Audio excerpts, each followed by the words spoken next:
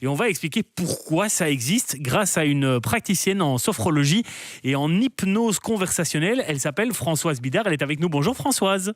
Bonjour Adrien, bonjour Charlotte. Bonjour. Bienvenue Françoise dans la grande forme. Alors Françoise, on va peut-être commencer par le point qui nous intéresse évidemment majoritairement, c'est la phobie. Qu'est-ce que c'est une phobie ? Eh bien alors moi j'ai tendance à résumer ça de façon très simple, c'est une peur qui est réglée trop fort.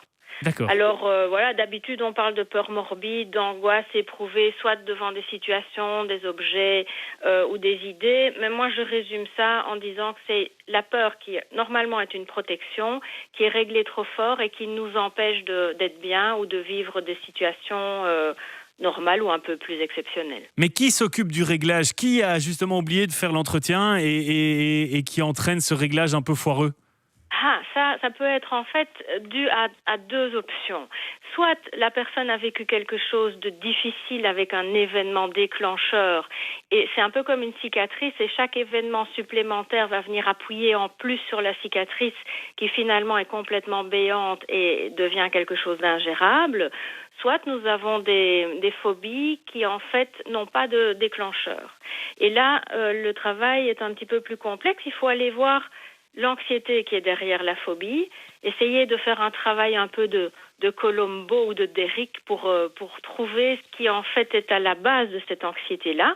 Et en travaillant l'anxiété plus générale, la phobie va pouvoir s'alléger. Alors vous travaillez en hypnose conversationnelle pour essayer de régler justement ces phobies. Ça veut dire que vous faites quoi exactement ? Alors en fait, c'est vraiment une collaboration avec la personne qui, elle, est vraiment l'experte de sa vie et de ses craintes. Et moi, je connais la technique, je suis un peu le GPS qui va permettre à la personne de retrouver le chemin qui lui convient. Mais c'est la personne qui définit l'objectif et c'est vraiment la personne qui va être co-auteur de l'hypnose. Ce n'est pas du tout, comme on pourrait croire, une prise de pouvoir sur la personne et nous respectons toujours les valeurs et les choses que la personne ne souhaite pas partager. Oui, parce Les gens sont conscients, oui. Oui, c'est ça. On voit souvent en télévision, effectivement, des hypnoses très médiatisées où les gens sont complètement à la merci de l'hypnotiseur. On n'est pas du tout là-dedans. Non, parce qu'en fait, cette hypnose-là, qui est une hypnose très directive et qui est faite par des types très sympas et qui font ça très très bien, mais en fait, c'est du divertissement. Et par exemple, au Canada, d'où viennent certaines de ces stars, on ne parle plus d'hypnose, on parle de fascination. Pourquoi ? Parce que ce genre d'hypnose-là va fonctionner avec 10 à 12% de la population qui a vraiment, vraiment, vraiment envie que ça marche. Et donc, ils vont vraiment faire tout ce que la personne demande.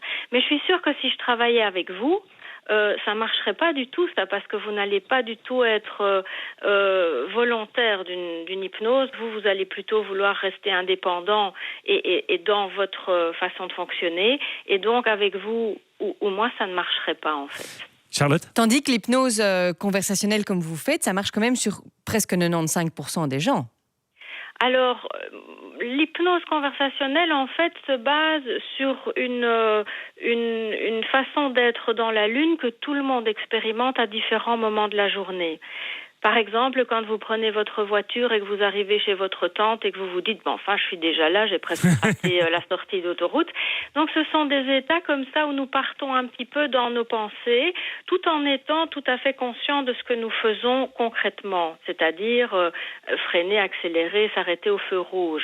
Et donc, cette capacité-là, elle est innée chez tout le monde. Et ça fonctionne particulièrement bien chez les enfants, chez les personnes qui ont une imagination très développée aussi, à l'âge adulte ou senior.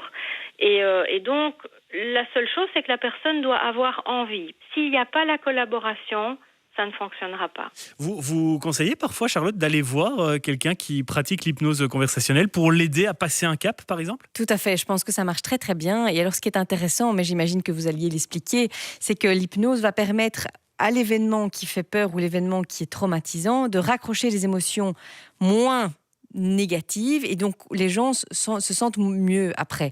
Et ce qui est intéressant aussi, c'est que c'est pas quand vous sortez, c'est fini, j'ai plus rien peur, c'est que ça continue à progresser au fur et à mesure des semaines. Et je trouve ça vraiment très chouette comme travail.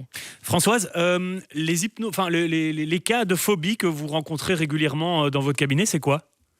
Alors, il y a pas mal quand même les phobies très classiques, les araignées, les souris, l'avion. Il y a aussi des phobies qui sont parfois plus étonnantes, comme par exemple la phobie de la bougie, Ah oui. du loup-garou. Ah oui, quand même. Oui, tout à fait.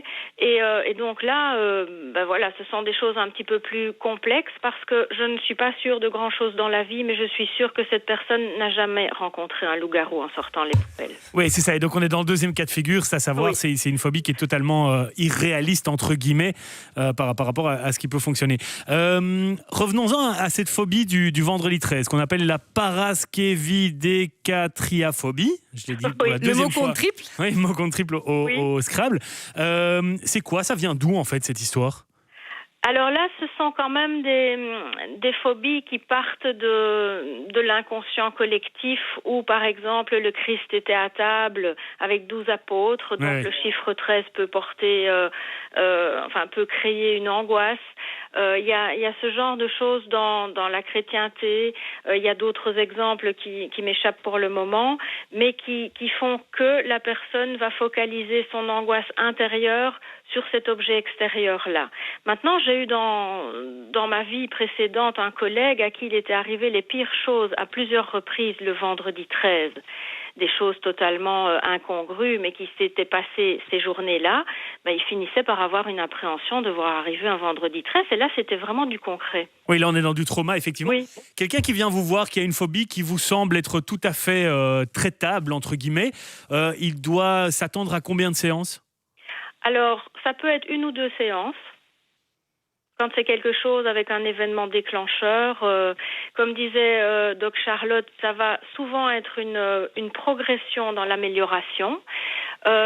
Si maintenant c'est une angoisse qu'il faut traiter là derrière et qui est parfois une angoisse de très très longue haleine, bien ancrée, là, je peux voir la personne 5-6 fois. Ok.